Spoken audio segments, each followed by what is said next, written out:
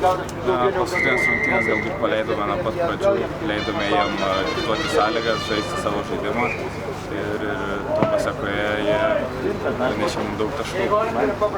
O kaip vertini pirmąją dieną vieną pergalę ir turbūt pateksite į ketvirtfinalį, kaip vertinate pasirodymą savo? Iš tikrųjų vertinu labai pozityviai mūsų pasirodymą, šiek tiek pritrūko sėkmės prieš anglus, labai gerai sekėsi prieš belgus, Portugalija sekėsi ne taip gerai, bet apskritai šnekant, tai visai gerai.